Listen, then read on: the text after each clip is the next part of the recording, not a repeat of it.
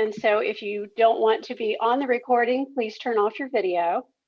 We will also be taking random screenshots for posterity, and local leagues may also want to get some screenshots for your newsletters and history books too. As we begin our celebration of the League of Women Voters of Virginia, let us remember the people who were here long before us. For thousands of years ago, Virginia was home of Native people and still is, and we recognize today their continued contributions to our society. Our liberty and our republic. Today's story is one of perseverance. We know that Virginia did not ratify the 19th Amendment until 1952. We know all too well our history of disenfranchisement of women and Black, Indigenous, and people of color. We lift up the unknown and the unknown who fought for freedom and rights in the face of unseemingly insurmountable odds. Through depression, war, Jim Crow, League's members fought to bend the arc of history. Deb, you're on mute. Thank you. Was I on mute the whole time? No, just that last minute. Okay, I must have touched something. Let's start with today's story is one of perseverance. We know that Virginia did not ratify the 19th Amendment until 1952. We know all too well our history of disenfranchisement of women, Black, and Indigenous people and people of color. We lift up the known and the unknown people who fought for the freedom and rights in the face of seemingly insurmountable odds through the Depression, wars, Jim Crow. League members fought to bend the arc of history. For the record, our anniversary was officially November 10th, 2020. We are celebrating today because the League was a little busy in November. We supported in many ways a successful election through numerous lawsuits and changes in laws that brought Virginia from the 48th most difficult state to vote in to the 12th easiest state to vote in. And this was all through a pandemic. So thank you all for your contributions and to the election staff across the state for making a relatively seamless election look easy, all through a pandemic. So we are doing what the League has always done, champion the right to vote. Our first speaker tonight is Marian Julian, author of The Campaign for Women's Suffrage in Virginia. Mary earned her history degree at James Madison University and her master's in public history at the University of South Carolina.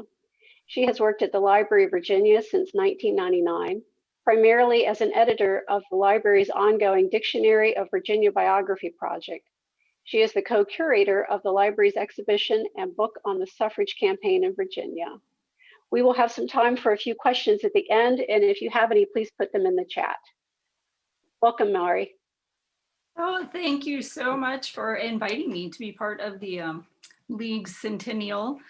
I'm going to share my screen. And all right, can everybody see that okay? You're good. All right, thank you. So yes, this year, 2020, the Library of Virginia has been, like so many other organizations, has been commemorating the centennial of the ratification of the 19th Amendment with our exhibition and our new book about the suffrage campaign. And the fight for women's voting rights in Virginia is a topic that does not often get a lot of attention in Virginia history books, partly because the General Assembly refused to ratify the 19th Amendment in 1920. So it's often seen as a failure if people think about it at all. But the suffragists in Virginia were more successful than people give them credit for, and they deserve to be recognized for their work. So there were at least 2 attempts to start women suffrage organizations in Virginia in the 19th century, but they never really gained much traction. And it wasn't until 1909 that a group of socially prominent women in Richmond established the Equal Suffrage League of Virginia as an affiliate of the National American Woman Suffrage Association. And its members included artists and writers, teachers and nurses, businesswomen and women active in various progressive era reform efforts, And these reformers recognized that having the ballot in our hands was the best way to pass reform legislation. Lila Mead Valentine, who was a well-known public school advocate, was the Equal Suffrage League's president from its founding until 1920. And it's important to remember that these women were all white, which is something I'll talk about more in a few minutes. By 1918, women had organized more than 140 local leagues from the Eastern Shore to Big Stone Gap. The local leagues were intended to educate women and men about the importance of women's voting rights, and also to pressure state legislators to approve a women's suffrage amendment to the Virginia Constitution. And the General Assembly defeated such an amendment 3 times in 1912, 1914, and 1916. And the Equal Suffrage League eventually began working for an amendment to the US Constitution. So in a day before television or social media, how did suffragists get their message out to the public? Virginia suffragists organized rallies and picnics and parades. They printed and distributed tens of thousands of pieces of literature. They wrote countless letters to legislators and newspaper editors, and they spoke to their legislators and before General Assembly committees. Suffragists spoke wherever they could, on courthouse steps, at county and state fairs, at church socials, in schools, in movie theaters between reels, and in front of department stores on busy city streets. And this was a rally at the Virginia Capitol in 1915. The suffragists were willing to step outside the boundaries of acceptable behavior for women. Lynchburg Equal Suffrage League President Elizabeth Langern Lewis was a member of an old Virginia family and also happened to be the aunt of Nancy Astor, the first woman to serve in the British Parliament. But Elizabeth Lewis did not approve of all the old Virginia ways. She told a General Assembly committee in 1912 that in nothing is the tyranny of tradition more manifest than in this reluctance to accord woman her equal political rights. Stanton League President Fannie Bailey King once recalled that after she gave a speech about women's voting rights to the Working Men's Fraternal Association, that my male relatives and friends crossed the street or dodged into stores to keep from speaking to such a bold, bad woman. Educating the public about why women should have the vote was an uphill battle in Virginia as elsewhere. For centuries, women in America had been classified as a dependent class under the responsibility of their fathers or husbands or brothers. In Virginia, for example, married women had no right to manage property that they owned until 1877, which was in living memory of many of the suffragists. Plenty of people believed that respectable women were meant to stay at home, raising children and taking care of the household. The Virginia Association opposed to women's suffrage, which was founded by a group of Richmond women in 1912, argued that voting women were a threat to marriage and families, and that women would debase themselves by getting involved in politics. One of their pamphlets described the political woman as a menace to society, to the home, and to the state. So these are the attitudes that suffragists had to constantly fight against. In 1915, a small group of Equal Suffrage League members, including Vice President Sophie Meredith, decided that the state amendment was never going to gain approval, and so they broke off to organize the Virginia branch of the Congressional Union for Women's Suffrage, which had been calling for a federal amendment to grant suffrage to all American women. Although both groups had the same goal of voting rights for women, they had very different methods of achieving that goal. Alice Paul was the national leader of the Congressional Union, which in 1917 became the National Woman's Party. And she wanted to keep the issue of suffrage in the public eye, so she created large public spectacles that would attract attention. She organized the National Suffrage Parade in Washington, D.C. in 1913, in which more than 100 Virginians participated. And in January 1917, Alice Paul implemented a plan to picket the White House to force President Woodrow Wilson to endorse the federal suffrage amendment. And Virginians were among the women who stood on the picket lines every day in all kinds of weather with their large banners demanding the right to vote. Although it's common to see demonstrators at the White House today, suffragists were the first group to employ such tactics. And they were known as silent sentinels because they were not to respond in any way to hecklers. And keep in mind, this is right about the time that the US enters World War I, and the banners often quoted Wilson's own speeches to highlight his hypocrisy of advocating democracy abroad while denying the vote to millions of American women at home. And with language like Kaiser Wilson on the banners, the suffragists upset a lot of people. Some people started attacking the pickets and tearing their banners away. And the police did not arrest the rioters, but instead arrested the pickets, usually on false charges of obstructing traffic. Hundreds of women were arrested between 1917 and 1919, and about 160 were jailed. Norfolk activist Pauline Adams was among the many who served time in the District of Columbia Detention Center, known as the Occoquan Workhouse in Fairfax County. And she served 60 days, some of it in solitary. And she wrote to her son on prison stationery that you can see here, telling him that she wasn't given a toothbrush or a hairbrush, and she described their inedible food and the unsanitary conditions. The street conflicts between the peaceful suffragists, their opponents, and the police attracted national attention. Reports of respectable women being arrested and going to jail helped keep the issue of women's suffrage in people's minds. Former prisoners often publicly described their physical abuse while in prison, and some of them, like Alice Paul and Lucy Burns, were force-fed. And all of this attracted sympathy for the cause. Now, virtually all of the pickets were white women. One of the few African-American women known to participate was Washington, D.C. resident Mary Church Terrell, who was president of the National Association of Colored Women and a longtime supporter of women's voting rights. The Equal Suffrage League of Virginia did not approve of the militant tactics of the National Woman's Party. They feared that the efforts of picketing and protesting were damaging the cause in Virginia, and League President Lila Meade Valentine publicly condemned the folly of these fanatical women. So there's definitely some conflict between the suffrage groups. But both groups in Virginia were united in not having African-American suffragists as members, and in trying to keep the issue of African-American women voters out of the picture entirely. Most white Virginia suffragists weren't interested in helping Black women vote. And they also didn't want to add fuel to the fire that anti-suffragists stoked in Virginia about the perceived threat of thousands of African-American women flooding the ballot box. Anti-suffragists reprinted this newspaper piece warning that Virginia counties with a majority Black population would fall under, quote, Negro rule.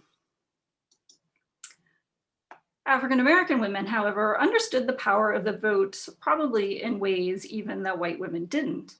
When the 15th Amendment granted voting rights to African-American men, women experienced its impact in Virginia. African-American delegates helped rewrite Virginia's Constitution after the Civil War, and between 1869 and the 1890s, almost 100 African-American men served in the General Assembly, and many others served on city councils or boards of supervisors or were elected to other local offices. So Black women experienced firsthand the experience, the difference that having the vote made. So even though African-American women in Virginia may have been kept out of the suffrage movement, they were on record favoring votes for women. Richmond banker Maggie Walker regularly raised the issue of voting rights in the pages of her organization's newspaper, the St. Luke Herald, and at the convention of the National Association of Colored Women, which met at Hampton Institute in 1912, more than 70 Virginia delegates, including social worker Janie Porter Barrett and women's rights activist Rosa Dixon Bowser, were present for a roundtable discussion on women's suffrage, and likely they all supported the convention's resolution in favor of women's voting rights. And members from the Hampton and Norfolk women's clubs also held a suffrage parade as part of the convention's festivities, which if we could ever find a picture of, we would love to see. So if anybody, if anyone ever hears of one, I'd love to know about it. At the National Suffrage Parade in Washington, D.C. in 1913, Lynchburg native Jimmy Bugg marched with her Delta Sigma Theta sorority sisters, despite the disapproval of white Southern suffragists. Portsmouth teacher and community activist Josephine Norcom spoke about suffrage at meetings of the Virginia State Federation of Colored Women's Clubs. Local women's groups formed political study clubs so they would be prepared to vote. and women also held public debates on the topic. African American women also attended public speeches by white suffragists. So Black women in Virginia were not sitting around waiting to get the vote. Many of them were vocal advocates for women's suffrage within their own communities. We just don't have as many records of African American women's organizations from this time period, and we hope that the interest in the centennial will turn up new sources that will expand and document what we know about their work. In June 1919, the pressure tactics and lobbying efforts finally came to fruition when Congress voted in favor of submitting the 19th Amendment to the states for ratification. The Virginia General Assembly actually had 2 chances to ratify and refused both times because legislators feared a federal amendment would threaten white supremacy in the state by interfering with their ability to control who could vote. But at the 1920 Assembly session, after rejecting the amendment, the legislators actually did something unexpected. After rejecting the amendment, the General Assembly voted to change state law so that if the 19th Amendment was ratified before the 1920 presidential election, Virginia women would be able to register to vote, even if that year's deadline to pay the poll tax had already passed. And the Equal Suffrage League considered this a victory because the Assembly could have left things as they were, and Virginia women would have had to wait until 1921 to register and vote. But the Assembly also did something else. It proposed a suffrage amendment to the state constitution. The legislators were finally willing to believe that women deserve the right to vote, even if they weren't willing to ratify a federal amendment. Now, the General Assembly would have had to pass the state amendment again at the next session in 1922 before it could be submitted to the voters for ratification. So all of that turned out to be unnecessary thanks to the 19th Amendment. But Virginia suffragists had actually achieved the Equal Suffrage League's original objective. So once Tennessee ratified the 19th Amendment in August 1920, Virginia women immediately began registering to vote. Voter registration was a much more complex process 100 years ago. And one of the ways we know how much African American women supported suffrage is by the lengths that they went to register to vote in 1920. So first, a woman had to pay her poll tax. And the poll tax had become part of the state constitution in 1902 to limit voting by African American men. In 1920, women were able to register as new voters. So this was a benefit because they only had to pay $1.50 instead of having to be paid up for 3 years, which is what the law normally required. So $1.50 or $4.50 for 3 years may not sound like a lot today, but at a time when many people earned far less than $100 a month, the poll tax amount was not insignificant. So after paying the poll tax at the treasurer's office, the prospective voter had to take her receipt to the local registrar's office. Some registrars helpfully provided evening hours for women, but others might be open only a couple days a week, and more than one registrar in Virginia resigned rather than register women. So once at the registrar's office, each woman had to provide her name, age, occupation, address, and length of residence. And you can see all of those things listed in this photo from the voter registration book in Richmond that has Maggie Walker's registration in it. And registrars sometimes helped white women by providing a sheet of paper that outlined all the requested information, but Black women did not receive such prompts. And if a woman couldn't provide the details from memory, the registrar could turn her away and her poll tax was not refunded. Registrars could also ask any questions to determine someone's eligibility to vote, which they did to disqualify African American voters.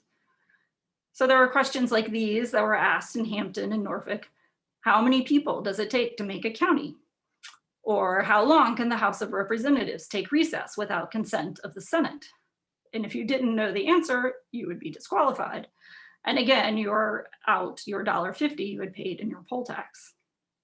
So it's no surprise that this group of faculty members at what is now Virginia State University were so proud of registering to vote that they had this photograph taken to commemorate it.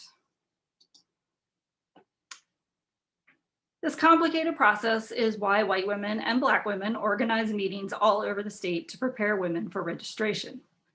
Richmond was one of the localities with a high percentage of women who registered. More than 10,000 white women did so with the help of Equal Suffrage League members who were deputized as assistant registrars. Richmond banker Maggie Walker and social worker Ora Brown Stokes organized a massive voter registration drive in the city that enabled 2,410 Black women to register. However, their request to also serve as assistants to help register more women was turned down. There's no precise data on how many women registered in 1920, but we do know that women in urban areas generally registered at higher rates than those in rural areas, and everywhere white women always far outnumbered Black women. Between 75,000 and 100,000 women registered to vote in the 4-week period after ratification, which was a pretty remarkable accomplishment in a state that actively discouraged voter participation. After registering, one Norfolk woman described the wonderful feeling of being a full-fledged voter. It gave her a sense of power to be really and truly a citizen of the United States of America and not just a make-believe. And presumably she was one of the approximately 77,000 women who voted in Virginia for the first time on Election Day in 1920. But even before the election, members of the Equal Suffrage League had been working to organize a League of Women Voters in Virginia. And the national organization had been established before ratification of the 19th Amendment, and the suffragists were ready to take on new roles as legislative advocates as voters themselves. On November 10th, 1920, delegates met in the Senate chamber of the Virginia Capitol and organized the Virginia League of Women Voters. Adele Clark, who had been a founder of the Equal Suffrage League, was elected the first chairman. Delegates also approved a preamble to their new constitution that read in part, "We, the women of Virginia, realizing our solemn obligation and inspiring opportunities as newly enfranchised citizens, declare that in order to best serve the nation and the state through an intelligent electorate, we believe that it is necessary to foster education and citizenship, and to the end that social conditions may be improved, we advocate such improvement through adequate legislation."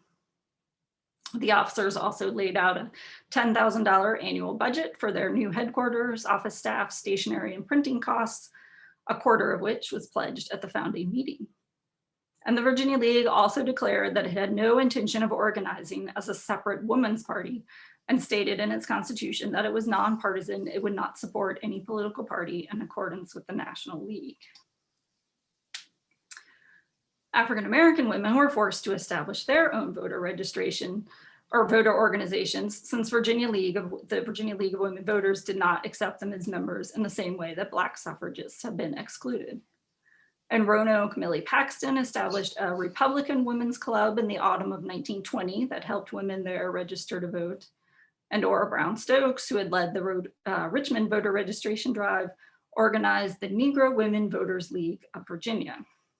Unfortunately, we know very little about her group or how long it lasted. We do know that in February 1921, Ora Stokes joined delegates from the NAACP, who attended the convention of the National Women's Party in an attempt to convince its leaders to address discrimination against African-American women voters, which unfortunately Alice Paul and the National Women's Party chose not to do.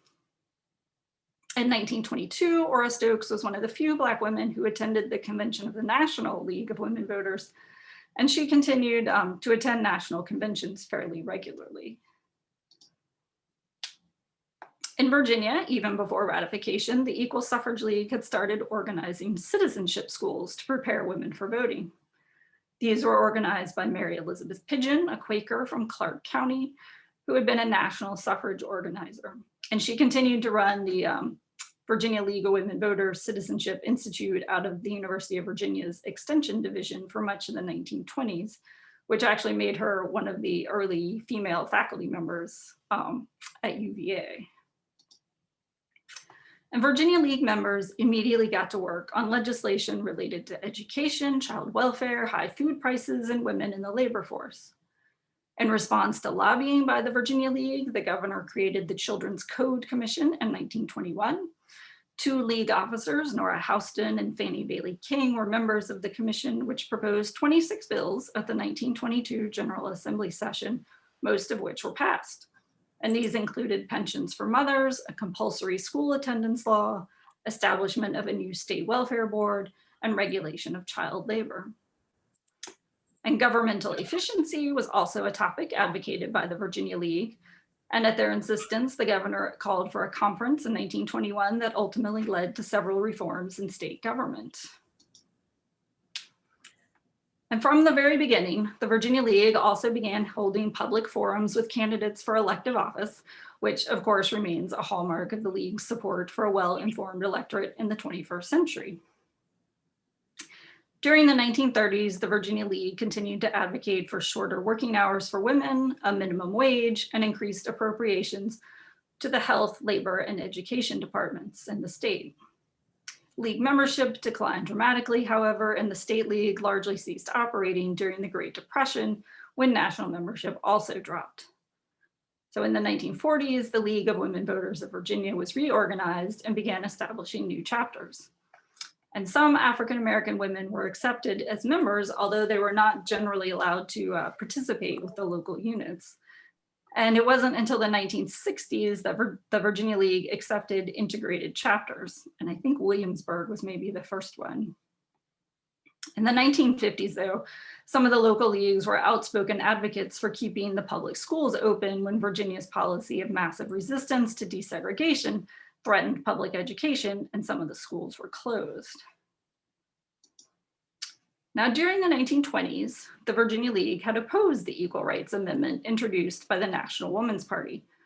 This was primarily because members feared that protective legislation that benefited women would be overturned by what League President Adele Clark described in 1926 as an attempt to bring about alleged equality between men and women by a generalized statement in the Constitution. Now, Adele Clark remained opposed to the ERA until her death in 1983, but the Virginia League started working for ratification of the ERA in the 1970s. And since its founding, the League of Women Voters of Virginia has provided valuable services to the Commonwealth by encouraging all citizens to participate in the political process. And I encourage you to learn more about the state and local leagues and the records at the Library of Virginia, and also in the Adele Clark papers at Virginia Commonwealth University. The Library of Virginia has about 80 boxes of materials that includes meeting minutes, newsletters, financial records, correspondence, rosters, brochures, scrapbooks, and more. And we're always happy to expand the collection if you have additional materials that need a good home. One of the reasons we know so much about the suffrage campaign in Virginia is because Equal Suffrage League Secretary Ida Mae Thompson preserved many records herself and also asked Virginia suffragists to send her their documents, all of which she donated to the state library in the 1930s and will soon be available digitally through our online catalog, so you can check them out from anywhere. But remember that historians of the future can't tell your story without the records. So we'd love to hear from you if you have things you'd like to share with the library. The centennial of the 19th Amendment is an important reminder of the struggles that Americans have overcome to gain their voting rights. The fight continued until the Voting Rights Act in the 1960s, and still today, there are people struggling to freely exercise their right to vote, as we've seen in this most recent election. And it's a good time to remember the women who helped expand democracy in Virginia. As one of my co-authors likes to say, the Virginia women who fought for their voting rights deserve to be remembered, along with the heroes of the Revolutionary War and the Civil Rights Movement. And I hope you can come visit our exhibition at the Library of Virginia in Richmond. It is open through May 2021. And we also have a panel exhibition that is traveling around the state for the next several years. So please keep an eye out for that in your community, or get in touch with your local library and see if they would be interested in hosting it. We also have more resources on our website, edu.lva.virginia.gov/we-demand, including biographies of many Virginia suffragists, a timeline, some documents and videos from our gallery. And if you want to know even more, our shop is available, our book is available in the Virginia shop. And I and my co-authors are happy to do virtual presentations or hopefully in-person ones again someday. So please don't hesitate to get in touch with me if you have any questions. Thank you.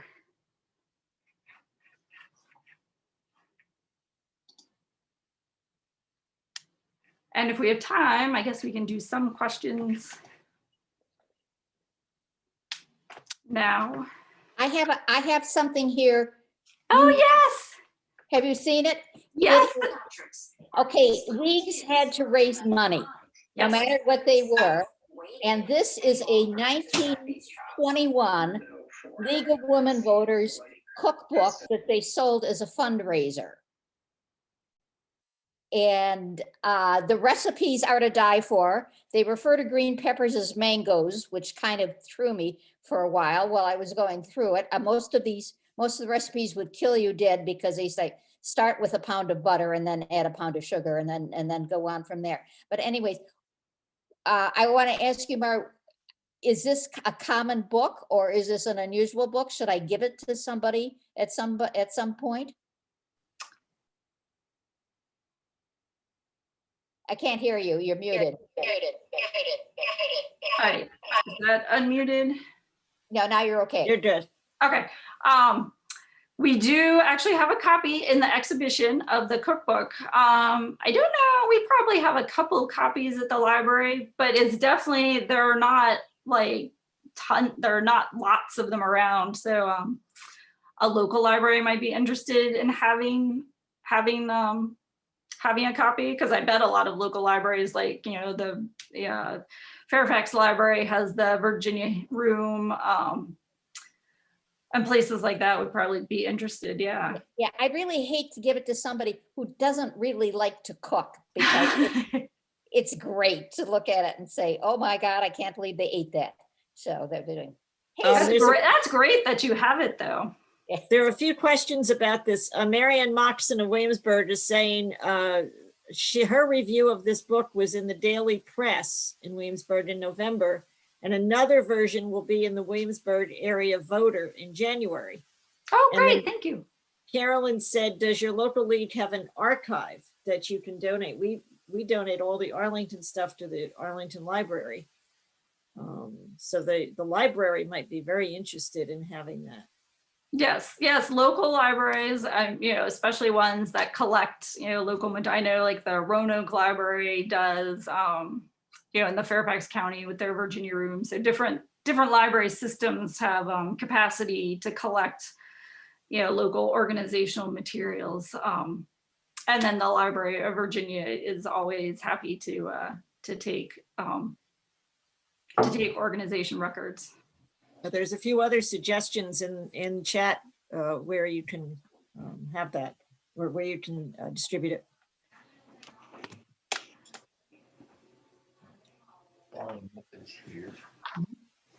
Is that all the questions, Sharon? Yeah. Okay.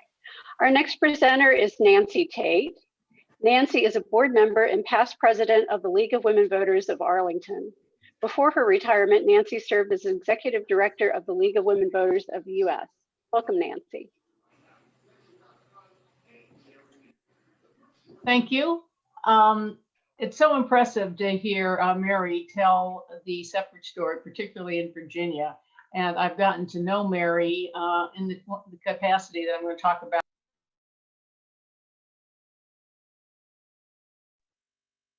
Nancy, you got muted. No, Yeah, you're I back. think, all right.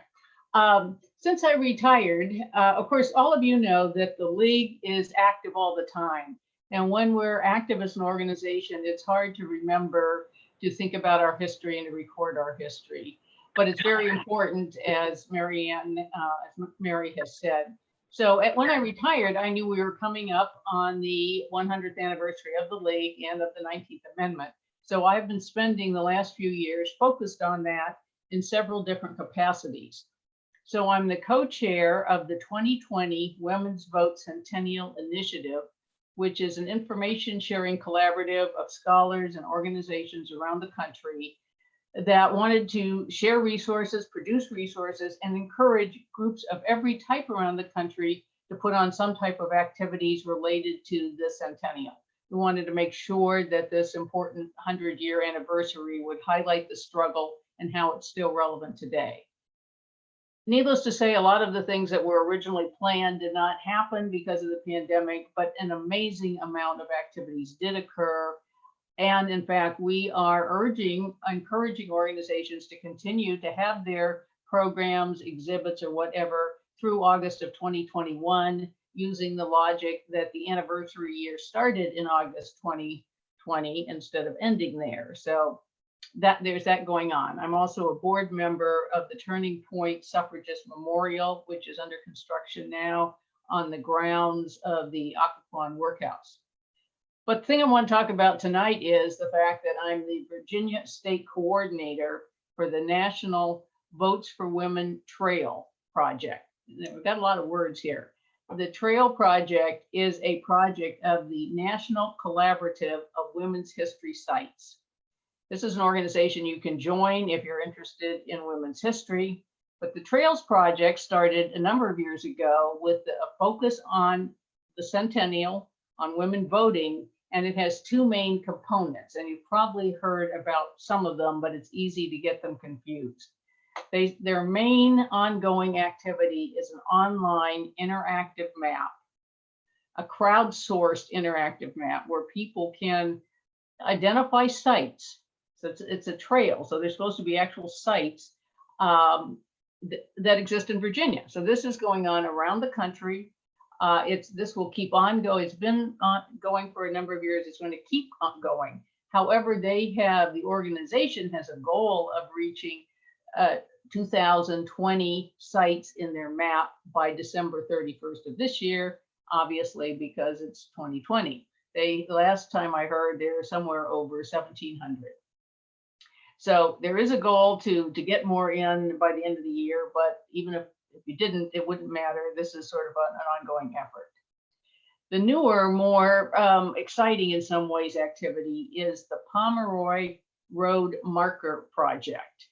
And that is that this organization received funding from the Pomeroy Foundation, which would enable the Trails organization to give free roadside markers to suffrage sites around the country that meet a number of criteria. And the criteria are quite stringent. So it has to be a site, a physical place with a lot of historical documentation about the importance of what happened there. It has to have some kind of relevance. And it has to be documented with the use of primary sources. It can't just be, a general memory that something happened there. And you have to have a local partner, someone who will help work through the fact that there are obviously whatever the site is, the land is owned by somebody now. And you have to get that organization or landowner to agree to have a sign, even though they'd be given to it free. In many cases, the land is owned by the city government. And so there's, working through the bureaucracy. So they had given, this has been a much newer effort by the Trails Project. The deadline was October 1st. I submitted 2 names. The database on Virginia, even though it's not all on that interactive map yet, had somewhere between 70 and 80 sites that have, and we have to give so much credit to Mary Julianne for helping us based on their research know where so many of those sites are around the country. It's a state. It's very impressive. But using the criteria that the Trails people use on the Pomeroy marker, only about 11 out of that 70 somehow meet even their general notion of criteria of eligibility. And myself, working with the one researcher that was assigned to me, were able to put together complete packages for 2. One is the home of Mary Lockwood, who was an active suffragist living in Arlington County, who also picketed the White House.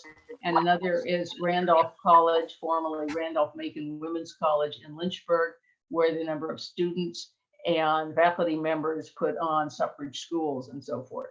So both of those have been submitted, but I haven't heard yet, whether they've been approved.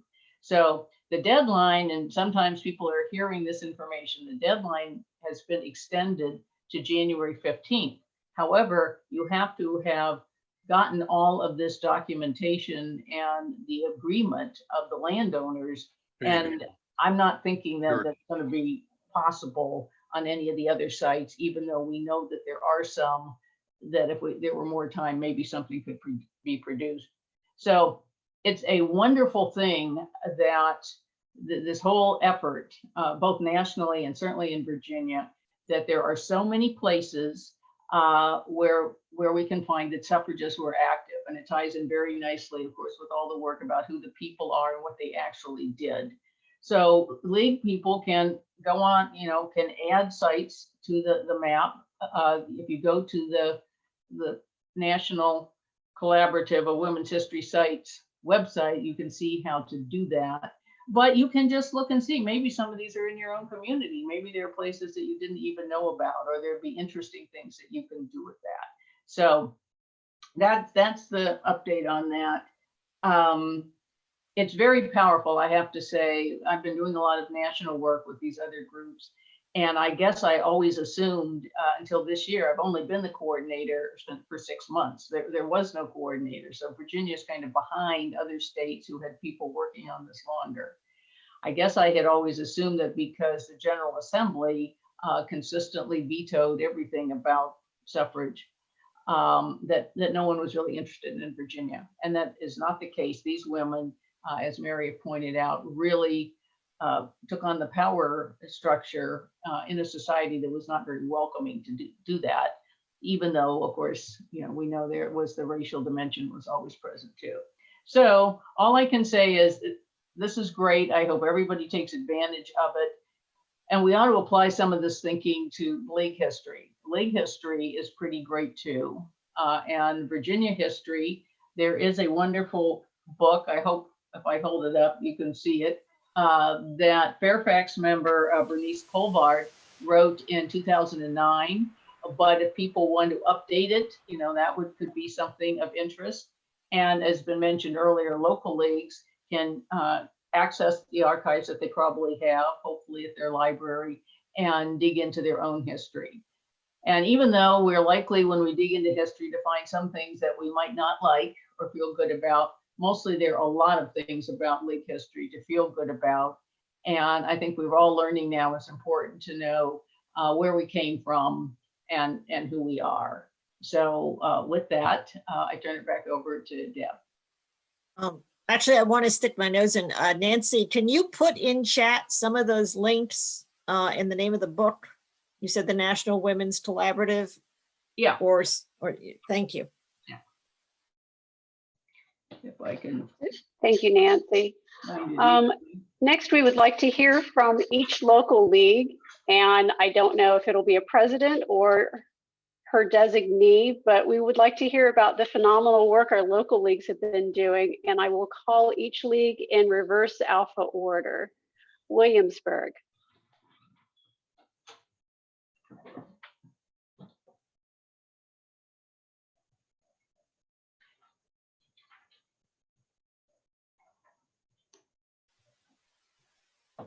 Sudi, can you unmute? Certainly. Is that better? Okay, so I'm Sudi Watkins, I'm the president. And tonight I want to feature one of our founders, African-American trailblazer, Clara Bird Baker. In 1962, when poll taxes were still part of the Jim Crow South, 24 Williamsburg women applied to become a provisional league. The state board initially denied their application because 5 of the women were Black and no integrated local leagues existed then in Virginia. Then they reconsidered and reluctantly agreed, but only if white women served as officers on the board. Not to be deterred, the Williamsburg women persisted, and finally, National approved our application. 76-year-old Clara Bird Baker was one of the 5 Black women present at that fateful meeting. Clara's activity as her first voter service chair made her the one who fought against poll taxes until they were ruled unconstitutional in 1966. Baker was a natural in League work because she had been one of the first women to register to vote in 1920 after the 19th Amendment was ratified, and just a few months later, the first woman to vote in Williamsburg. Clara was one of 11 children of illiterate parents, but while teaching in a one-room school, she went on to earn a BS in education in 1945.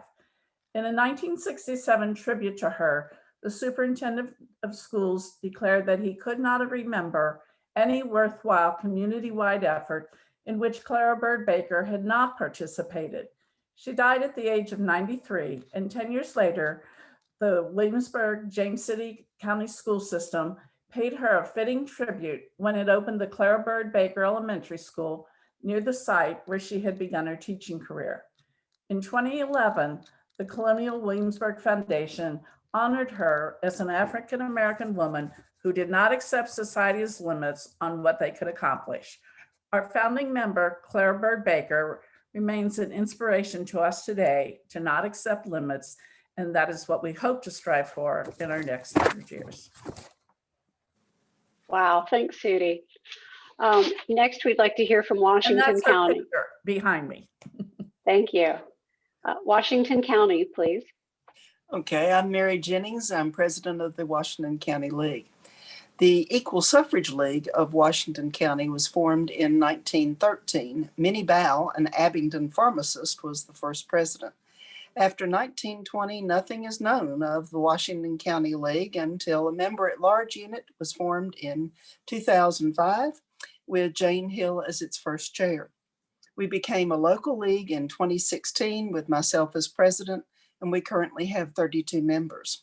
Our members today include the first women mayors of Bristol, Tennessee and Glade Spring, Virginia, the first woman chair of the Washington County Democratic Committee, and the first woman to open an office for the general practice of law in Christiansburg. We are teachers, counselors, journalists, businesswomen, and librarians. Our main mission has been to provide voters with information about candidates through forums and on Vote 411. This year, we focused our efforts on encouraging high school registration, promoting the redistricting amendment, and providing local election forums. Next year, we'll continue these efforts, and we also hope to encourage people with different political views to work together to achieve common goals. Thank you, Mary. Next, we'd like to hear from Southampton Roads. Hi, I'm Heather Miller-Tokars. I'm one of the co-presidents this year for Southampton Roads, along with Judith Brown. We were founded in 1956, and tonight I'm very happy to say that we actually have one of our charter members on this call with us, with her daughter, Jo Hayden. Walda Tabb was a second generation leaguer when she settled here in Norfolk, and she settled in 1955, and then the following year helped organize our league. In those early years in the 50s, our major issue that we advocated on and tried to change society for the better was education and also the resistance to school integration. The new league, one of the main things they tried to accomplish was to reopen the schools that had then been closed by the governor. In later years, we worked towards preserving our natural resources, such as the Great Dismal Swamp Refuge, as well as Stumpy Lake, which is another related cypress swamp here in Virginia Beach. During the 90s, we were a big force behind community dinners that we held that were focused on regional cooperation with hundreds in attendance. For our 90th anniversary, we actually held a large event, and it invited all of our regional elected women officials.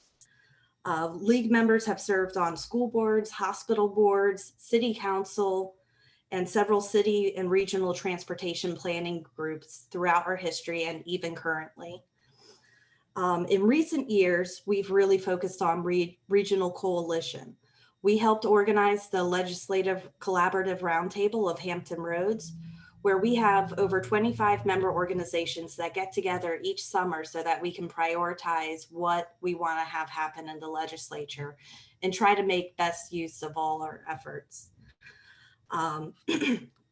Right now, we're setting our sights on another year of advocacy success, despite the challenges we're dealing with right now.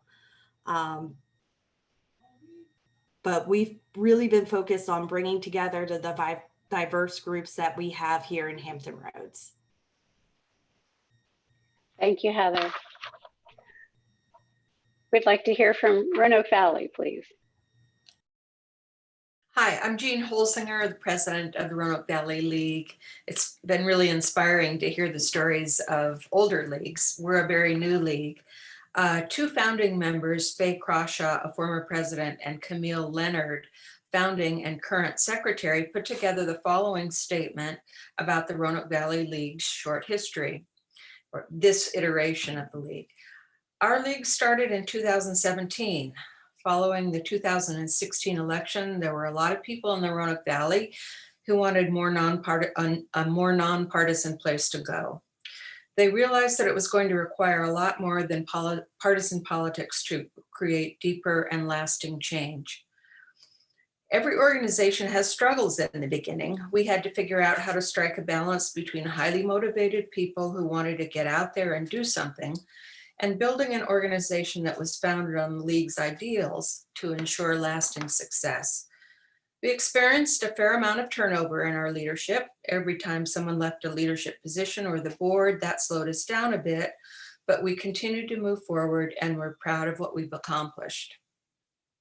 With a smaller board and fewer resources, we have 31 members, we had to figure out where to put our time and energy in ways that would be sustainable. From the start, our main concern has been voter registration, voter education, and redistricting. Here are some of the accomplishments we're proudest of. We came in second in the State League's Advocacy Challenge last spring. We saw a considerable increase in the use of Vote 411 in our area. Our redistricting committee worked with One Virginia 2021 to push for passage of Amendment 1. We mailed 1,000 redistricting postcards in the fall. And using the lists from NGP Van, we mailed close to 1,000 Get Out the Vote postcards to low turnout areas on the recommendation of the local NAACP chair. We're so proud that the Virginia League of Women Voters has reached this milestone and that we can be a part of a group that works so hard to stay relevant and vital as it moves into its second century. Thank you. Thanks, Jean. We'd like to hear from the Richmond Metropolitan Area League.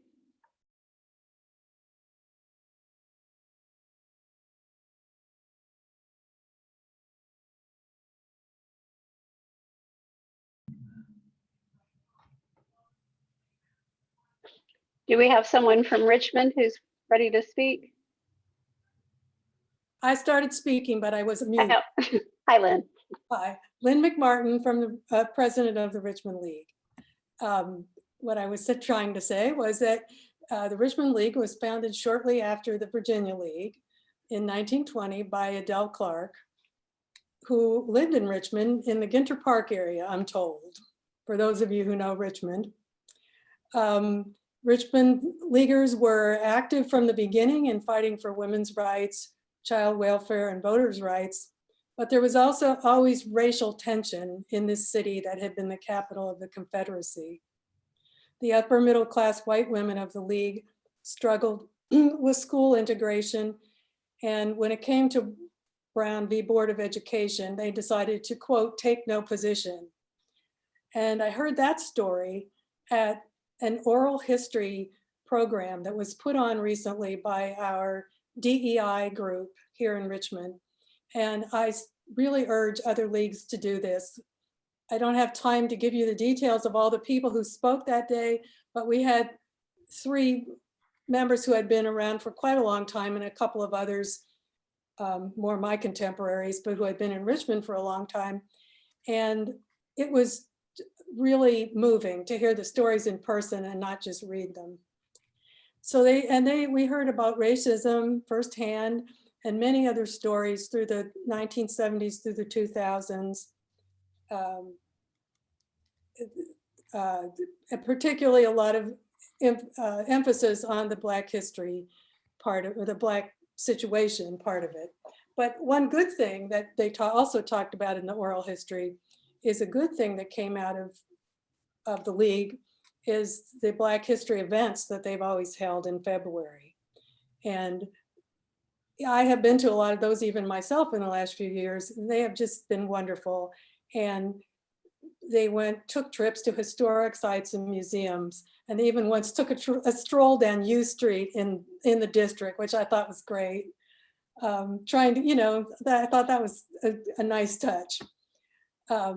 Last year, this year, the beginning of this year in February, we held a centennial tea, and it was the last live event that we had. So I remember it very fondly, and it was just lovely.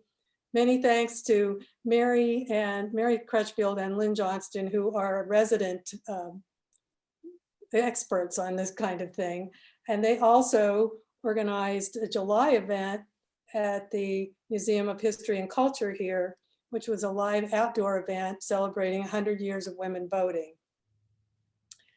So everybody has the image of the Richmond women in their white gloves, ladies who lunched, but we have thrown those vestiges out.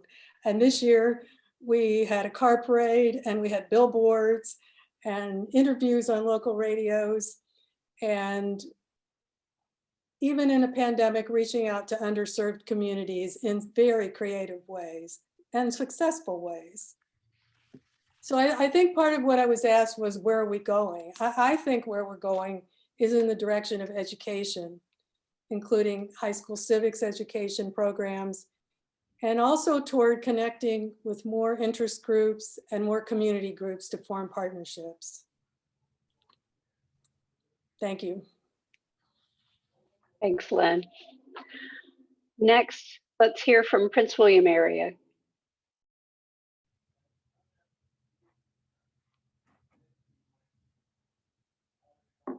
Good evening.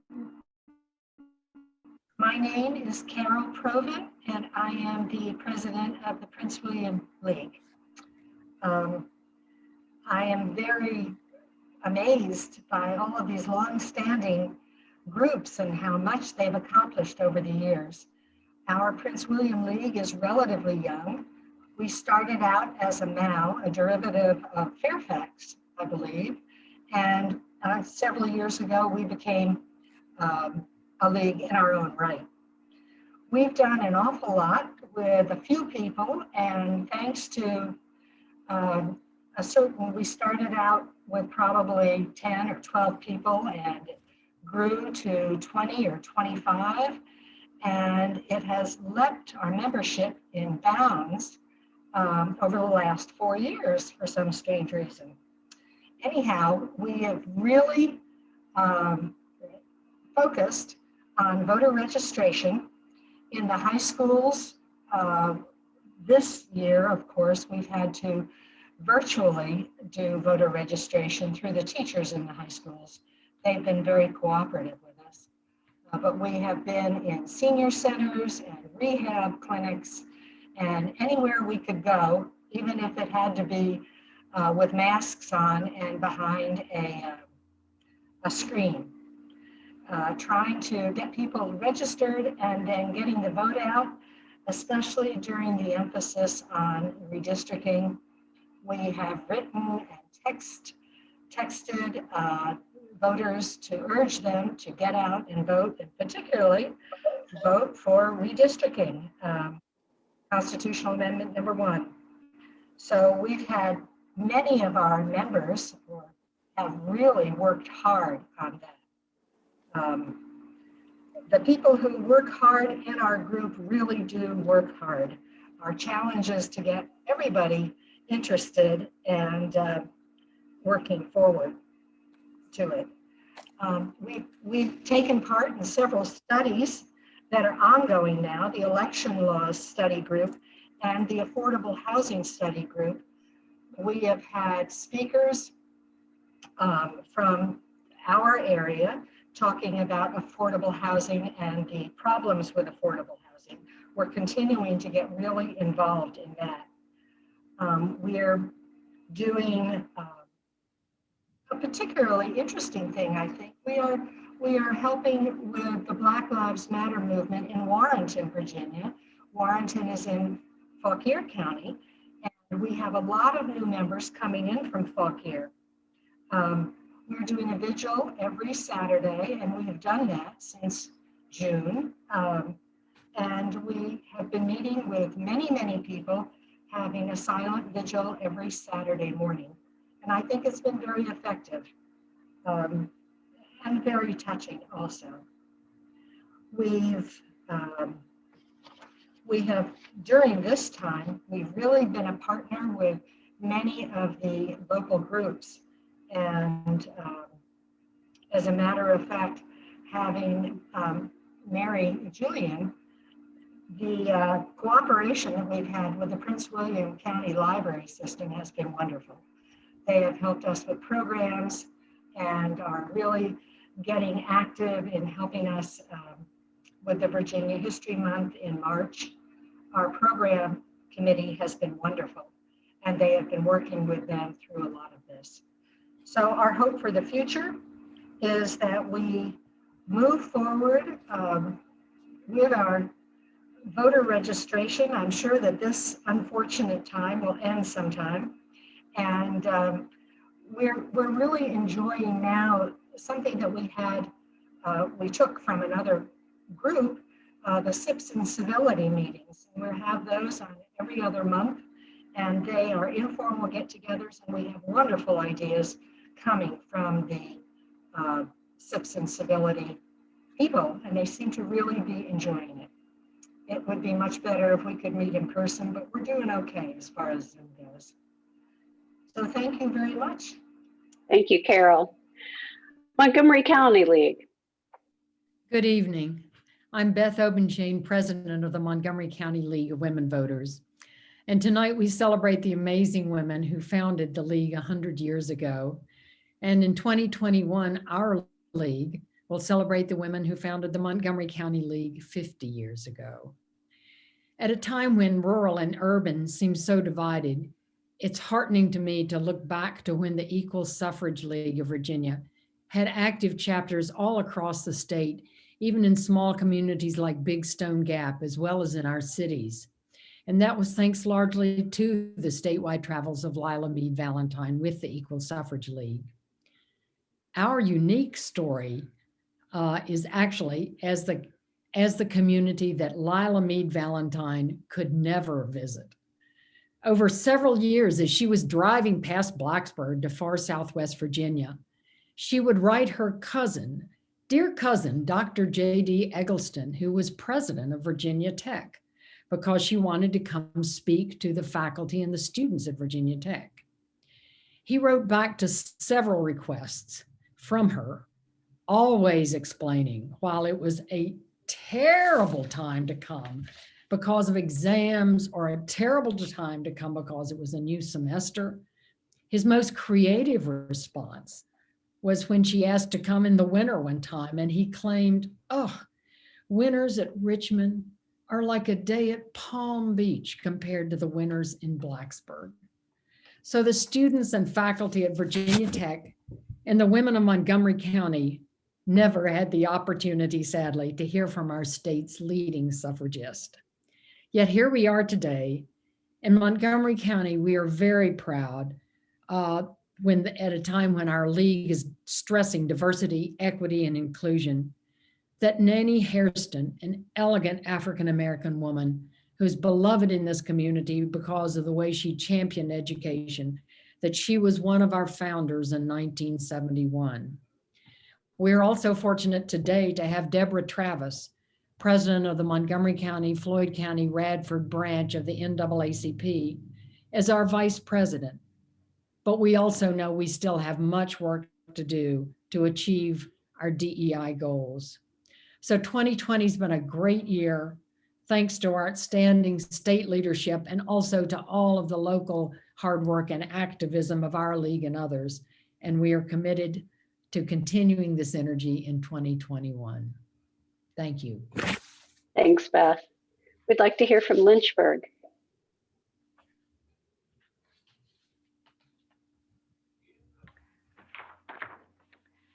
Hello, I'm Shanda Horner. And before I begin, I want to say thank you to Nancy Tate. I'm a Randolph-Macon Women's College graduate, and I was not aware of the women's suffrage movement at my college, and I'm happy to know about it. As a longtime member of the Lynchburg League, I'm happy to be able to say a few words tonight. Although our league was not established until the 1960s, it has been a vibrant organization from its beginning. 3 of its founders were groundbreakers. Helen Calvert, the first woman to run for city council, Joan Jones, the first woman to represent Lynchburg in the Virginia House of Delegates, and Roselle Schewel, an activist and philanthropist in women's issues. Another leaguer and another Joan McCallum, benefited from Helen Calvert's run for city council and became the first woman to be elected to our council. The wonderful thing to me about my local league is that we are stronger now than ever. Many organizations have lost members in recent years, but our league has grown. Our founders would be thrilled by the number of dedicated, caring women who continue to work tirelessly to make a difference in our region. Even the pandemic did not bring our voter service committee's activities to a halt. Committee members never stopped working to make citizens, young, old, new, understand the importance of making democracy work by being an informed voter. Over the years, our league's local positions have enabled us to make a huge impact. Our housing position has undergirded the enforcement of fair housing laws. Our recreation study led to the construction of a bikeway and trail system. We've had a major impact on the extension of our local transit system into underserved and unserved areas, as well as convincing the city schools to employ elementary school guidance counselors. I have to close by saying that listing just a few of our league's accomplishments has left me in awe. While it is no surprise to me that a group of educated and motivated women can do whatever they set out to do, and we've heard a lot of that tonight, it is awesome to me to realize what a difference we in Lynchburg at the local league have made a difference to the quality of life. No other group is our equal. Thank you. Thank you, Shanda. We'd like to hear from Loudoun County. Good evening, everyone. I'm Anna Kinney. I am the president of the League of Loudoun County. So Loudoun County is proud to have the oldest rural league in Virginia, founded in 1946. Our members have historically been active informing the public about our local candidates and government activities, as have many of you, including preparing publications and holding forums. The Loudoun League worked to desegregate county schools in the 60s, advocated to ensure regular pumping of septic tanks in the 80s, registered high school seniors in schools annually beginning in the 90s, and has continued with a variety of things since then. Members at the time with the septic tank issue were nicknamed the potty police. More recently, we have held forums for our county and local candidates, registered voters, advocated for redistricting reform and ERA ratification, and supported the census count. We also have co-hosted educational events such as the Hillsborough Old Stone School Preservation Constitution series and Pat Worth's presentation on suffragists and the Turning Point Memorial.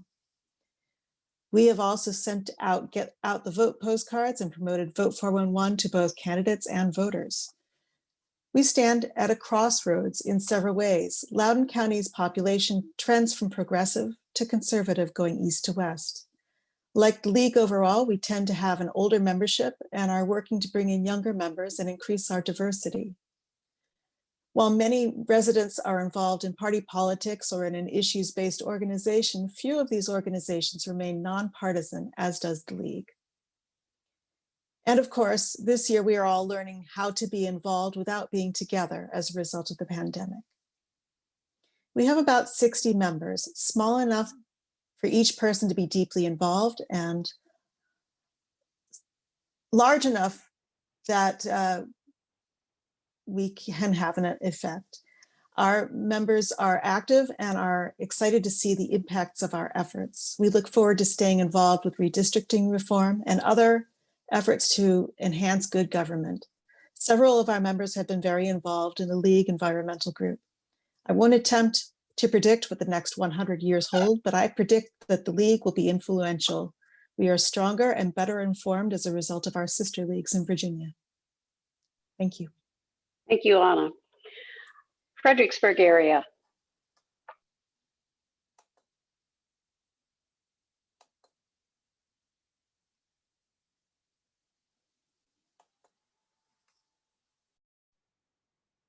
Is there someone with the Fredericksburg Area League?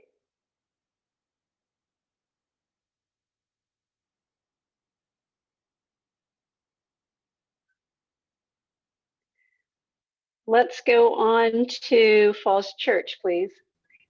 I'm Allison Brown. I'm a co-president along with Wendy Freeman. And I actually have a short video to share. So I am gonna get up and get that going. The city of Falls Church was incorporated in 1948 and remains a small independent jurisdiction. The Falls Church City League of Women Voters was formed around 1951. Falls Church City remains small. Today, we have about 15,000 residents. Our membership totals about 0.6% of the total population, a fantastic share of total residents.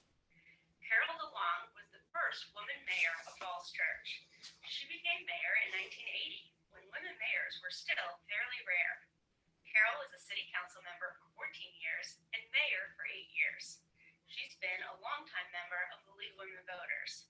In fact, she attended our birthday party in February 2020, which we were actually able to have in person, where we celebrated the 100th anniversary of the National League.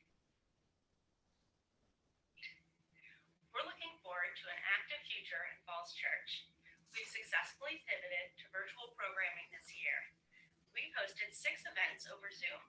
Plus, we co-hosted a virtual City Council candidate forum in September that drew 150 audience members. We began a high school League of Women Voters group about 3 years ago, and we've been excited to work with that group. Last year, the high school group took the initiative to seek out Elaine Weiss, author of the fantastic book, The Women's Hour, about the fight for suffrage. And they organized an assembly where she spoke to the entire high school about the fight for suffrage. Because Falls Church City has our own city council and our own school board, we expect to continue our work to present candidate fora and voters' guides focused on these elections. We look forward to continuing to support voter education and civic discussion in our little city.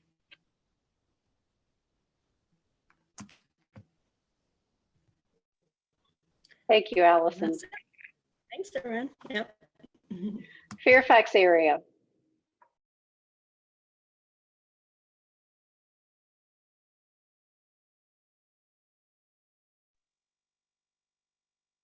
Is there someone from Fairfax Area League? I'm a new member that joined. I'm not prepared to speak on what we've been doing, but I will say that I am one of the Fairfax members here. Okay, thank you. Do we have someone from the Charlottesville Area League? And I know that Pat is traveling, and so has anyone, is anyone here from Charlottesville?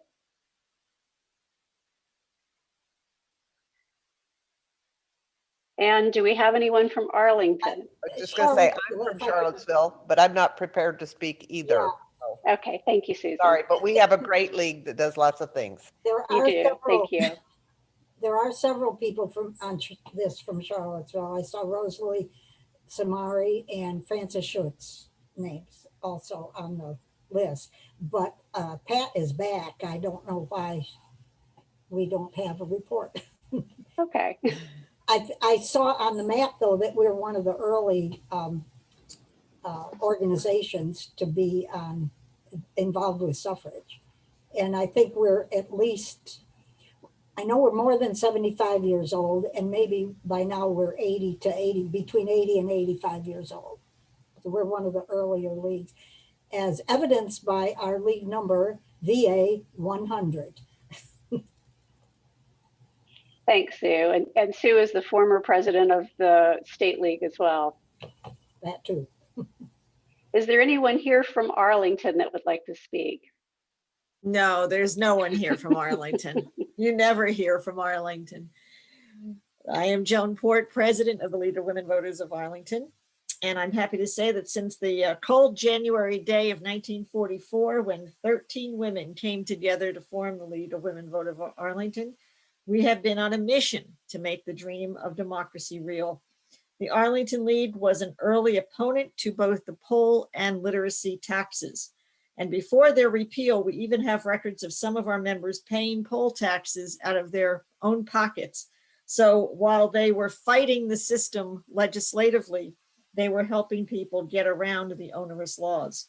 The League continued to fight against disenfranchising legislation, including the excessive purging of voters from the rolls, and that was a practice common in Virginia till 1970s.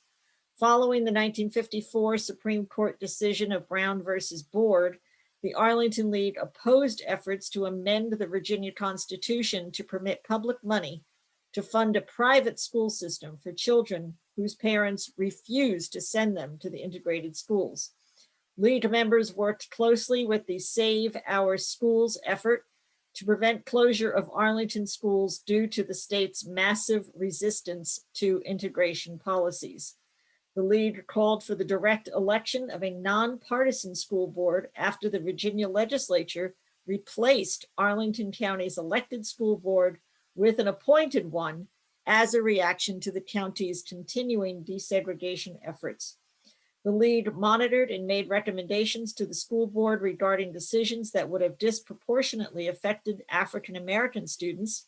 This included the county plans to close the all African-American Hoffman Boston School and to delay desegregating Drew Elementary.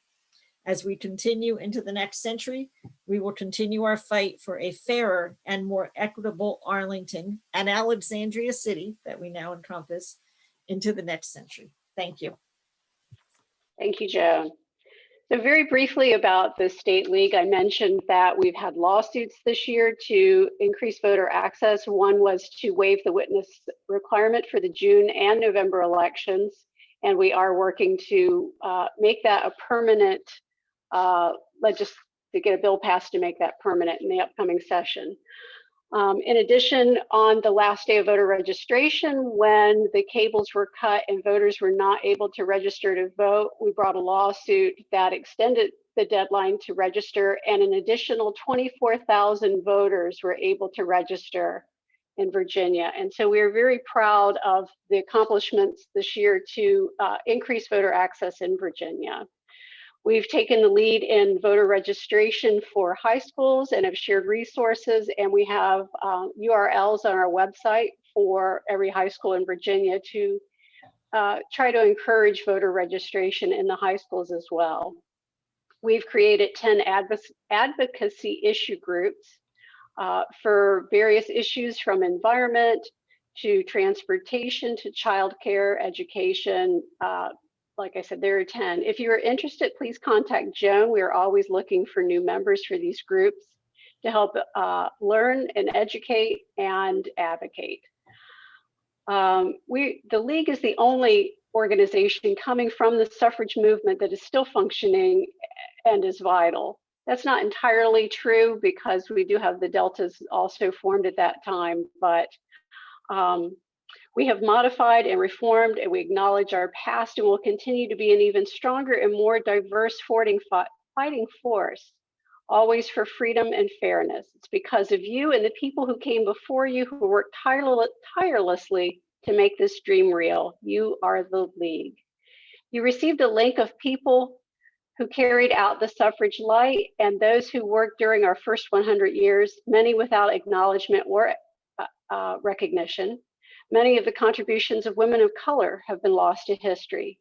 However, take this list and share it. Let's not forget those who took part in the over 100 years of perseverance from whom we pick up the mantle. And if you have some downtime during COVID, consider searching your files, finding markers that need to be placed and women that need to be recognized. Now it is time for our party.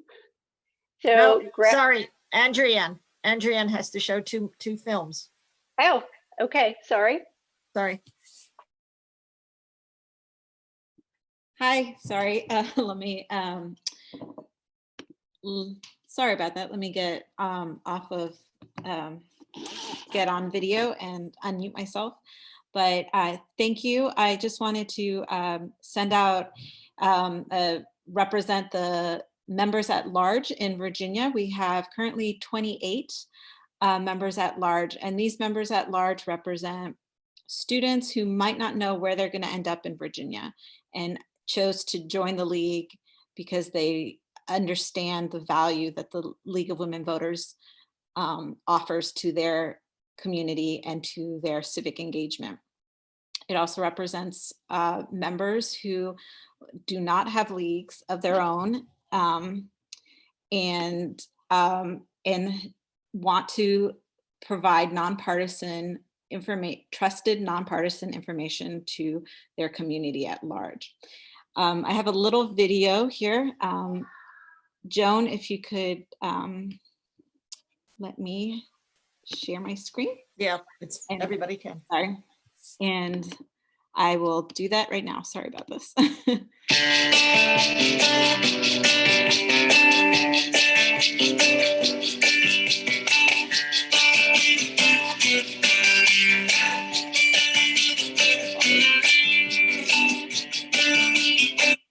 Sorry about that. I'm having a technical glitch here. Sorry. Let me just open it up.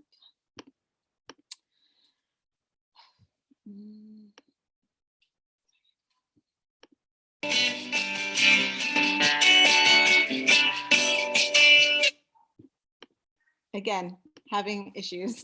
Sorry about that. No one ever has technical glitches. Yeah, just Oh my yeah, goodness. trust me. I'm Yeah. feeling so bad. I'm sorry for this. That's not your fault. And as you can see, we have members throughout the state and in towns, and then sometimes our local leagues do cover those areas, but folks feel like they want to support just our advocacy efforts in Richmond at the state level. So hopefully we can always incorporate them into our local leagues, but that we can also show that there is a demand for the League of Women Voters of Virginia throughout Virginia and not just in our local leagues.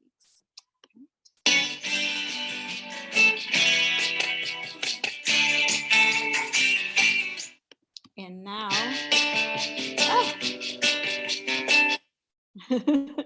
and now for a little thank you video to all of the women of the League of Women Voters. And I hope that I can get this view to show up more properly, but if you'd like to see the full length video, you can see it on our Instagram as well as on our Facebook pages at LWV-VA on Instagram and also on our Facebook page.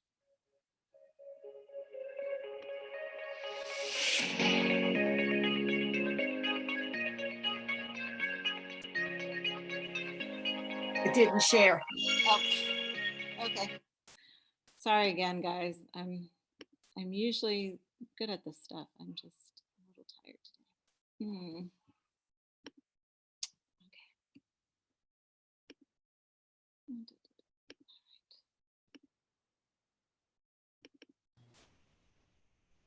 Start this over. All right.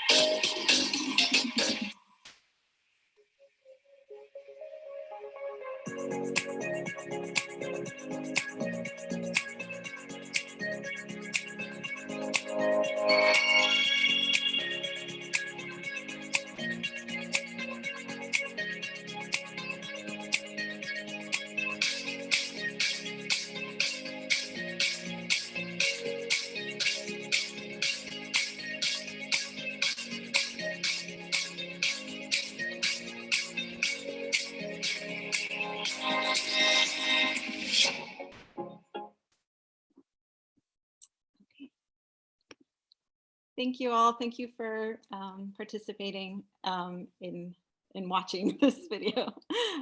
Happy next century of the League of Women Voters of Virginia. Thank you for putting those together for us, Andrea. Now, Joan. Okay, let it rip.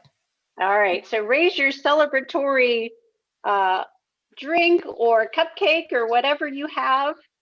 And here's a toast that where we've been and to where we are yet to go into our next 100 years. Thank you, League of Women Voters.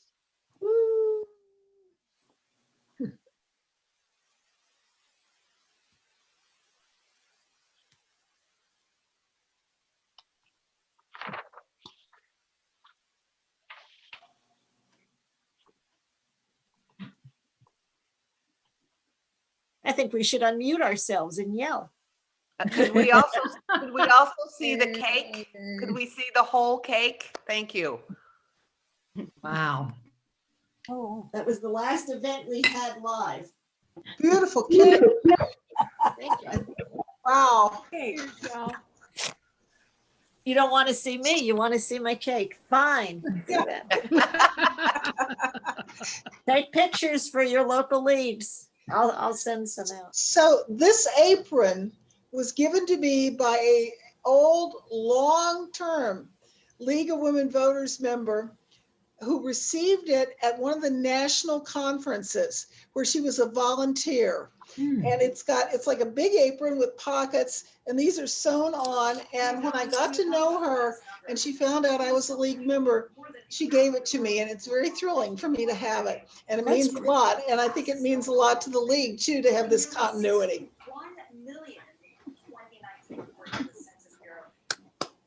Can we do a hand clap?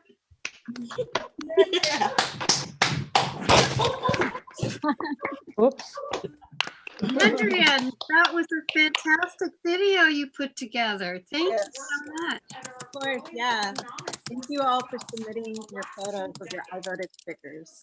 You got a really nice variety of photos. It was great. Was great. I really enjoyed hearing every league president or representative's reports. It was really interesting. On to the next 100, guys. Bye. All Thank you, Mary. Thank you, Nancy. Great. It was great. Thank you. Bye, Doris. Thank you.